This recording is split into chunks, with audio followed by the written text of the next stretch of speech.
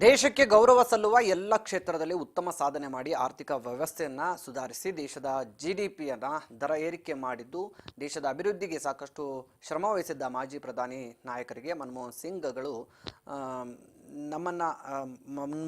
ಅವರು ನಮ್ಮನ್ನ ಅಗಲಿದ್ದು ಸಾಕಷ್ಟು ನೋವು ತಂದಿದೆ ಅಂತ ಹೇಳಿ ಚಿಂತಾಮಣಿ ಕ್ಷೇತ್ರದ ಬಿಜೆಪಿ ಮುಖಂಡ ವೇಣುಗೋಪಾಲ್ ಸಂತಾಪ ಸೂಚಿಸಿದ್ದಾರೆ. ದೇಶದ ಅಭಿವೃದ್ಧಿಗೆ ಕನಸು ಕಂಡವರು ಮನಮೋಹನ್ ಸಿಂಗ್ ಅವರು ಅಂತ ಗುಣಗಾನ ಮಾಡಿದ್ದಾರೆ.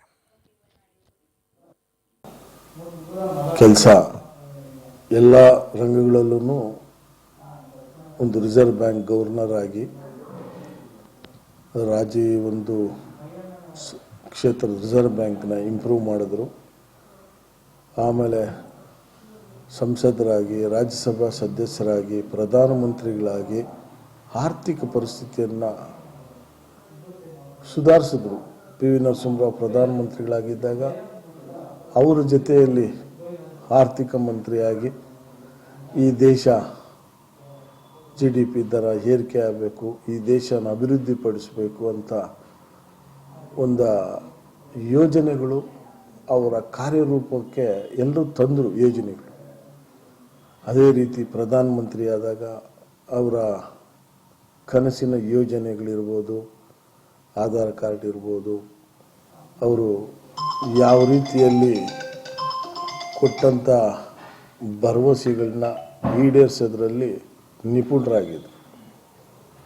ಅವರಿಗೆ ಒಂದು ಈ ದೇಶದ ಅಭಿವೃದ್ಧಿ ಬಗ್ಗೆ ಕನಸು ಕಂಡಂಥ ನಮ್ಮ ವಾಜಪೇಯಿ ಅವರಂದಂಗೆ ಅವರು ಕನಸು ಕಂಡಂಥವ್ರು.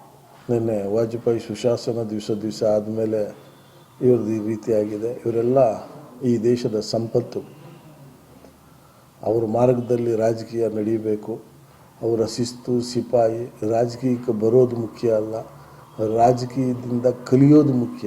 ಇವತ್ತು ಯುವಕರು ಬೇರೆ ರಾಜಕೀಯ ನೋಡಿ ಯುವಕರು ರಾಜಕೀಯ ಬಿಡುವಂಥ ಸಂದರ್ಭ ಬರ್ತಾ ಇದೆ. ಅಸಹ್ಯ ಬೀಳ್ತಾ ಇದ್ದಾರೆ ರಾಜಕೀಯಕ್ಕೆ. ಇಂಥ ಮಹಾನ್ ನಾಯಕರನ್ನ ಮನಮೋಹನ್ ಸಿಂಗ್ ಅಂತವ್ರನ್ನು, ವಾಜಪೇಯಿ ಅಂತವ್ರನ್ನು ಇವನ್ನೆಲ್ಲ ನೋಡಿ ರಾಜಕೀಯಕ್ಕೆ ಬರಬೇಕು, ನಾವು ರಾಜಕೀಯಕ್ಕೆ ಹೋಗಬೇಕು, ಶಿಸ್ತುಬದ್ಧವಾಗಿ ಈ ದೇಶಕ್ಕೆ ನಾವು ಸೇವೆ ಸಲ್ಲಿಸಬೇಕು ಅನ್ನೋದನ್ನ ಪ್ರತಿಯೊಬ್ಬರು ಅರಿತುಕೊಬೇಕು. ಆವಾಗ ಈ ದೇಶ ಸುಭದ್ರವಾಗಿ ನಿಲ್ಲೋದು. ಎಲ್ಲರೂ ಏನೋ ನಾನು ದುಡ್ಡು ಮಾಡಬೇಕು, ರಾಜಕೀಯಕ್ಕೆ ಹೋದರೆ ನನಗೊಂದು ಹೋದ ಬರ್ತದೆ, ರಾಜಕೀಯ ಅಂದರೆ ನನಗೇನೋ ಒಂದು ಗೌರವ. ರಾಜಕೀಯಕ್ಕೆ ಬಂದು ಜನಸೇವೆ ಮಾಡೋ ಸಾಮಾನ್ಯ ಕಾರ್ಯಕರ್ತನ ನಾನೊಬ್ಬ ಕಾರ್ಯಕರ್ತನ.